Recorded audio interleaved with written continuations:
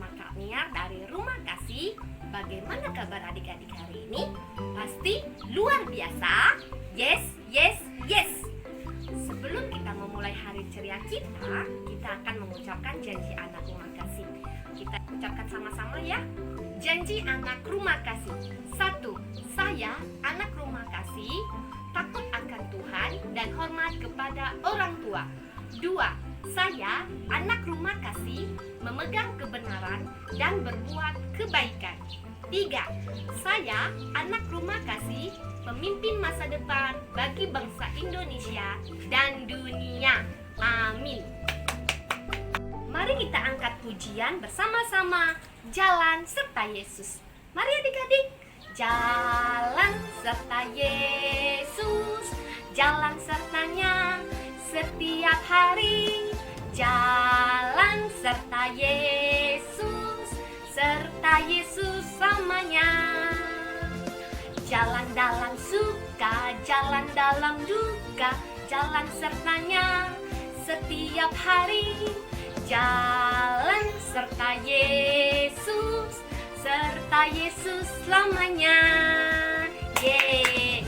Seperti pujian tadi, setiap hari dalam suka maupun duka, kita harus bersama-sama berjalan dengan Tuhan Yesus.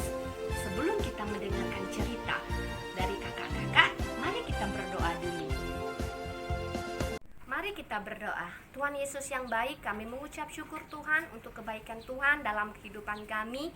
Kau telah menjaga 1 minggu kehidupan kami ini. Sebentar Tuhan Yesus, kami akan mendengarkan cerita. Siapkan hati kami dan telinga kami Tuhan, agar setiap firman yang kami dengar dapat menjadi berkat untuk kami. Terima kasih Tuhan Yesus, kami sudah berdoa. Haleluya, amin.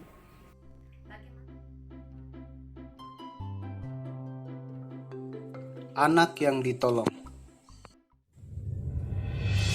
Pada zaman dahulu, ada sebuah kerajaan yang dipimpin oleh seorang raja yang kejam dan jahat. Semua rakyat harus tunduk kepadanya. Pada masa itu, ada juga bangsa asing yang hidup di kerajaan itu. Raja tidak senang terhadap bangsa itu karena tiap hari jumlah mereka semakin bertambah banyak. Raja pun memanggil para prajuritnya dan berkata, "Lihat, bangsa itu bertambah banyak. Kita harus melakukan sesuatu supaya bangsa itu tidak melawan kita." Hidup sang raja, hidup sang raja, hidup sang raja. Sang raja lalu merencanakan sesuatu yang jahat terhadap bangsa itu. Ia menjadikan bangsa itu sebagai pekerja paksa untuk mendirikan sebuah kota baginya.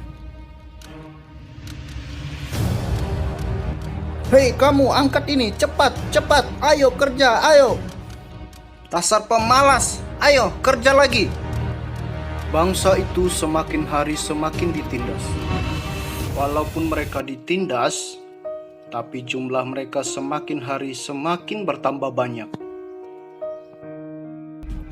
Melihat hal itu, raja semakin tidak senang terhadap bangsa itu. Ia pun memanggil kembali para pegawainya. "Mulai besok, kalian harus menangkap semua anak laki-laki dari bangsa itu. Bawa mereka ke sini." Para prajurit itu pun melaksanakan perintah raja. Tolong, jangan ambil anakku, jangan sakiti anakku, aku mohon, sayang, tolong. Demikianlah semua anak laki-laki dari bangsa itu ditangkap dan dibawa ke hadapan raja. Di antara sekian banyak orang dalam bangsa itu, ada seorang ibu yang baru melahirkan anak laki-laki. Anak itu sangat elok parasnya. Karena ia takut anak itu diambil dan dibawa kepada raja, ia pun berdoa kepada Tuhan supaya Tuhan melindunginya dan juga anaknya. Tuhan mendengarkan doanya dan melindungi anak itu. Maka ia menempatkan anak itu di sebuah tempat dan menyembunyikannya di pinggir sungai. Ibu itu menyuruh anak perempuannya mengawasi dari jauh. Beberapa waktu kemudian, ada rombongan putri raja yang mandi ke sungai itu. Coba dengar. Apa kalian mendengarkan suara tangisan bayi? Ya, Tuan Putri, kami mendengarkan suaranya. Kasihan sekali dengan bayi kecil itu. Ambillah dan bawalah ke sini kepadaku. Tak lama kemudian, putri melihat seorang anak perempuan. Ia pun memanggilnya. Ya, Tuan Putri, apakah ada yang bisa saya bantu?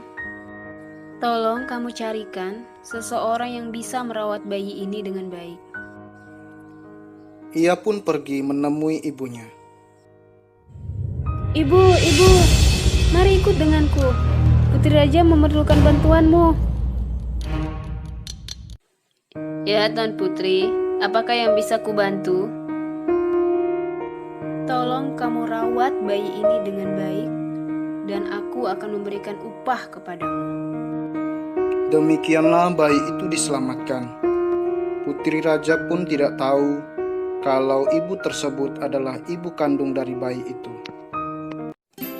Setelah bayi itu bertambah besar, ibu itu pun memberikan bayi itu kepada putri raja. Dan putri raja merawat bayi itu sampai besar.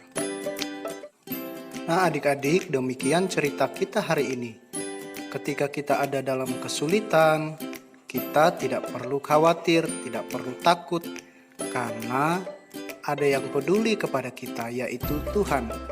Seperti putri raja itu yang peduli, terlebih lagi Tuhan peduli kepada kita semua.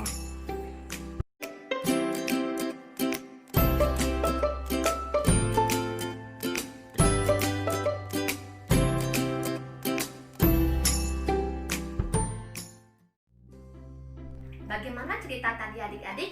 Seru kan? Kita harus peduli sama sesama manusia karena Bapa di surga sudah peduli terhadap kita. Kakak mempunyai ayat emas, adik-adik ikut ya.